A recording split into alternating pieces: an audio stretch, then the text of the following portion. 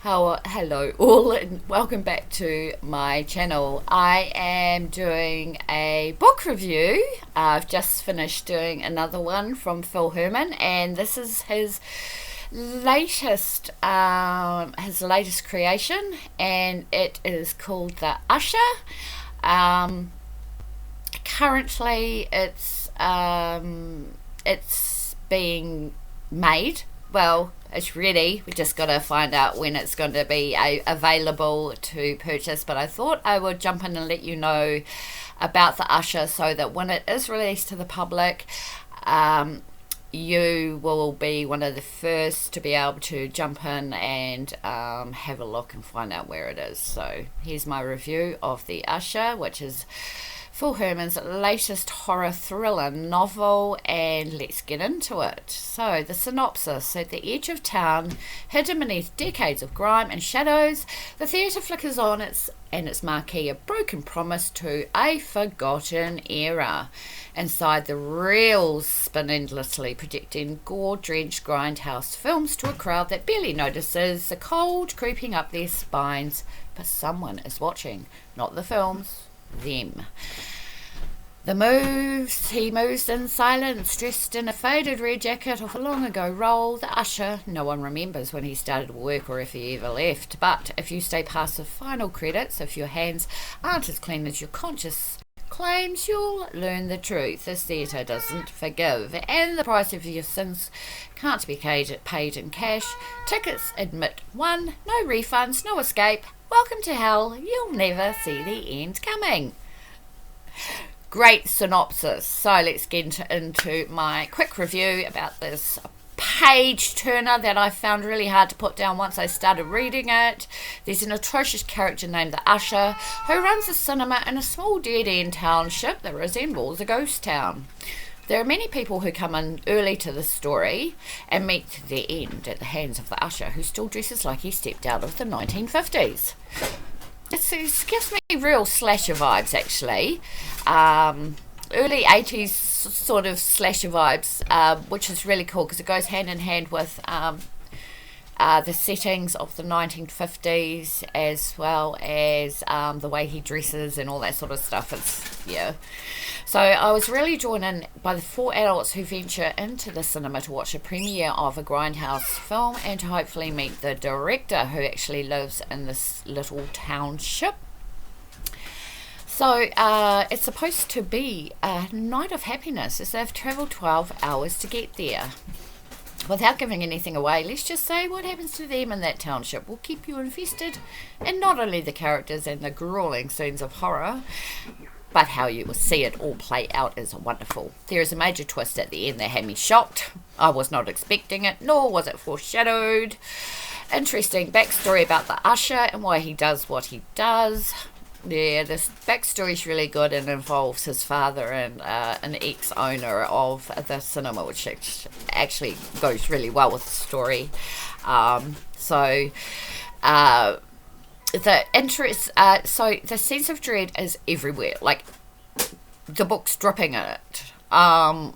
It's enough to keep the reader vested and wanting to know more about what's going to happen and how this all plays out. The descriptions of the theatre itself are intricately detailed, adding flesh to the story arc and giving us quite a detailed account of what this dark, dingy, rundown 1950s theatre looks like. And yeah, it's really good because it evokes a certain fear in the reader, engaging in our senses in a really riveting way. Because as we know, when the lights turn off, cinemas can be quite a scary place. So I like the fact he chose a cinema. Phil Herman chose a cinema to set this book in. Because there are some places that people do horror settings that are quite hard to visualize when you're reading them, and that's what I like about Phil Herman's work, is it's quite easy to understand what's going on because of his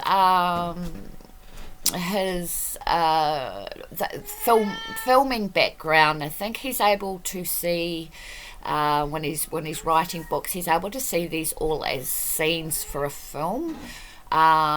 So I think that's why it makes it so easy for the reader to understand what's going on in the book. So yeah.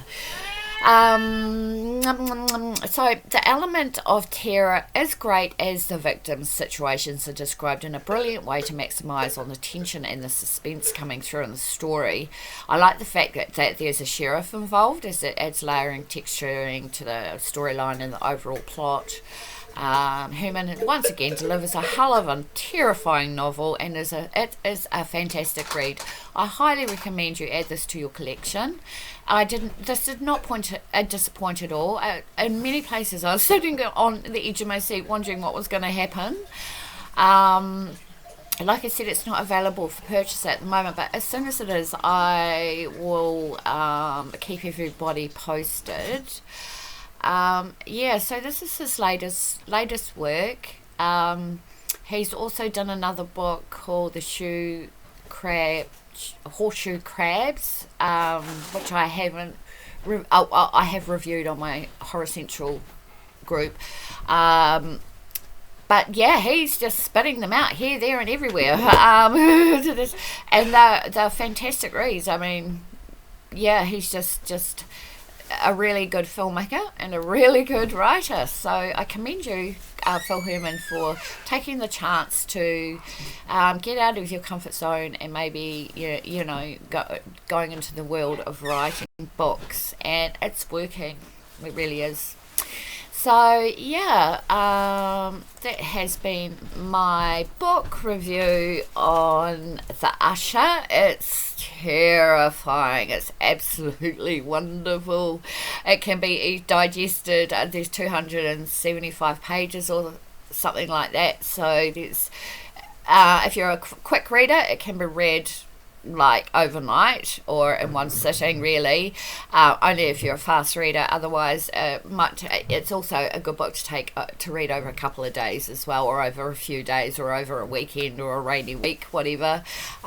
You won't be disappointed.